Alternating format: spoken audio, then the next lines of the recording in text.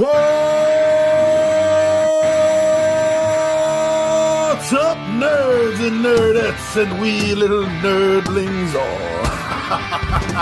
It's your buddy Johnny G for Two Gun Pixie presents Legendary Gaming Part 2. Welcome, everyone. This is Midday Monologue Monday, and this is another installment of my Werewolf the Apocalypse series. And last time I did the first part of the tribes, covering from the Black Furies to the Red Talons. And now we're going to continue this list of, if you're used to Dungeons & Dragons, what you could consider a race to choose for your character, while the Auspice, which has been a previous video, would be more akin to your class. But we're going to start where we left off, and that's with the Shadow Lords. Failure's Dagger is their tribal weakness, and it gives them a -1 renown for failure on any task that they undertake. Their tribal totem is Grandfather Thunder. Shadow Lords in the Garou Society are the ultimate manipulators and politicians. They are backstabbers who believe that the strong as well as the cunning will be the ones to lead. They're completely ambitious and ruthless, and they are strong warriors, although they are always at odds with the other leaders around them. Silent Striders. Their weakness is Haunted. They attract ghosts when crossing into the Umbra. Their tribal totem is Owl. The Striders are the Garou Nation's nomadic wanderers and message bearers. They're cursed to wander the world, cut off by an ancient, powerful vampire's curse, keeping them out of their homeland of Egypt. And it also cuts them off from the spirits of their ancestors. Among the tribes of the Garou Nation, they may be the greatest information gatherers. The Silverfangs.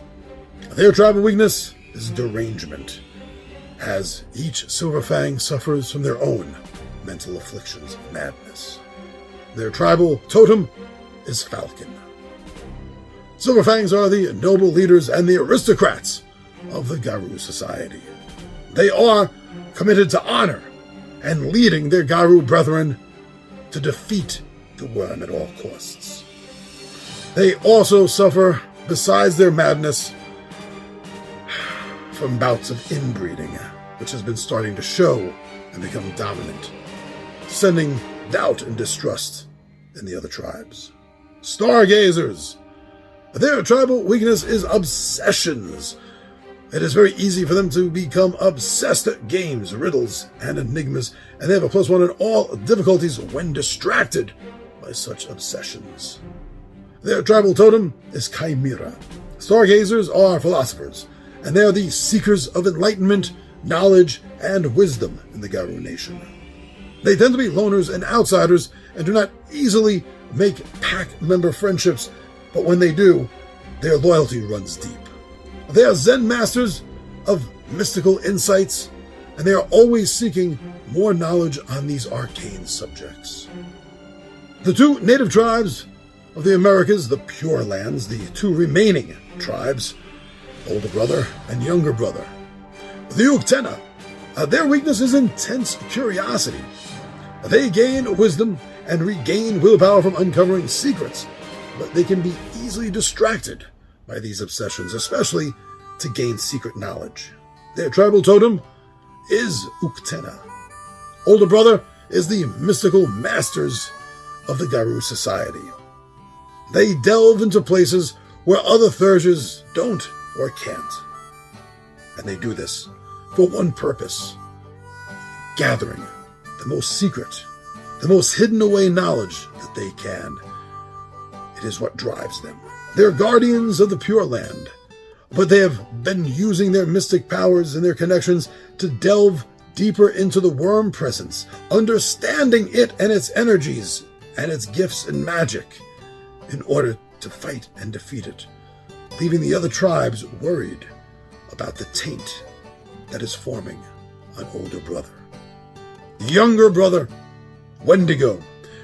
The members of the Wendigo tribe suffer from what is known as the Wheel of Seasons. The 4 different seasons affect them differently, and only winter benefits. Their tribal totem is Wendigo. Younger brother is a fierce warrior of the north and will stop at nothing to end all worm threats, or threats of the newcomers, the worm bringers, the European Garou. They are the preservers of tradition, and unlike their older brother, have kept the ways as pure as they can.